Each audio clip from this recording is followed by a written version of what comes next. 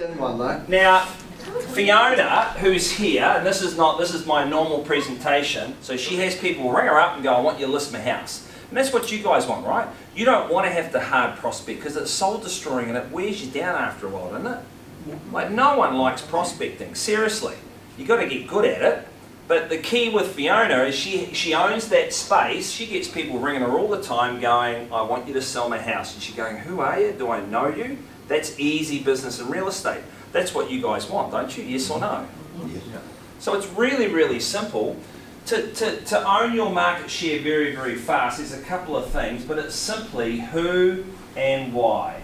Can someone explain to me those two principles? Who and why. Now, if I had a match right now, I would burn this thing. Because you guys, Baileys, and everyone else are wasting good people's good money every day of the week by writing this dribble. It's very direct, isn't it? Give me any I picked it up and I walked in here, right? What do you guys, anyway, let me just slow down. Because I want to make an influence for you today. So, here's Fiona, who and why. The key is not this. The key is not saying, I've sold a property. Because, right, you listed a house, you sold a house. Because at the end of the day, any house, if it's a good house, will sell. It doesn't matter who's selling it, correct? Marty, any business, right? But the marketplace wants to know what? They want to know who bought it. Because that's of interest to me. If I'm a neighbour, I want to know who my new neighbour is. If I'm a potential seller, I want to know who the sellers are buying houses at the moment. That's the information that I want. So in social media, you just tell people who bought it. Media. You tell everyone who's buying the properties. That's what's of interest to me. Not that you sold the property. Does it make sense? So that's what you do now. Don't put up a sign going who sold it. See, people are...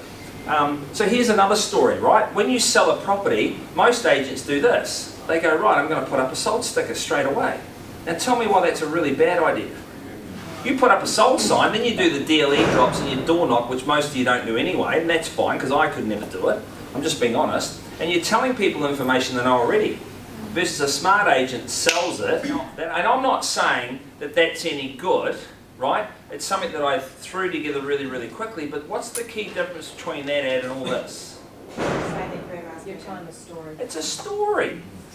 Now, you know this. You go to Harcourts induction and you do it. Now, you want to beat Baileys. It's a really, really easy thing to do. Now, I'm not even interested in Baileys. If you want to get more market share in yourself and you want to do easier business, then all you have to do is start writing stories, but stop writing this stuff. I can guarantee you, for the expediency of time right now, I'm not going to do it, but I could go through 90% of these ads and they will say this without even looking at them, because I know. A beautifully presented townhouse in the middle of Springlands in a prime location to schools and shops, indoor-outdoor flow with a gourmet kitchen and an ensuite. Owners really have to sell, give me a call today. Oh, and it's brick and tile. You're stating the obvious, right? So just stop doing it. But people just fall into the same trap of doing the same stuff over and over again. And doing the same stuff over and over again, you're going to graft out hard business where I want it to be easy business. Does it make sense? So you have to tell people why they're selling. Vacant ideal location. More bang for your buck. Stunning Queen Charlotte Sounds views. And there's a photo of the views. What an absolute Einstein. Picton's hidden gem. They're all platitudes, right? They're all real estate platitudes. And I'm just interested in you doing the easy business. Stop doing hard business. Because when these people don't sell their properties, and a lot of them don't, you're turning up with scripts and dialogue saying, I'm in a position today, Chris, to do something that no one else or no other agent can do in the marketplace. I can actually get you sold. I'm going to come around for 15 minutes, I'm going to show you how I'm going to do it. Because if you haven't got market share at the moment, that's how you start getting market share. But if you're riding the same dribble, you will get the same results. You're always following in second place, aren't you? If you're doing the same stuff. So stop writing that. Just write stories. So your questions to your owners, when you sit down with your owners, is right, what is the story? That's the story. Mr. and Mrs. Seller, we're not talking a lot about the property. We're talking about why you're selling, what are the memories, what you've enjoyed about living here. Yeah? Fully fenced. It's a feature. It's boring. What's a better way of saying fully fenced? Secure. Yeah?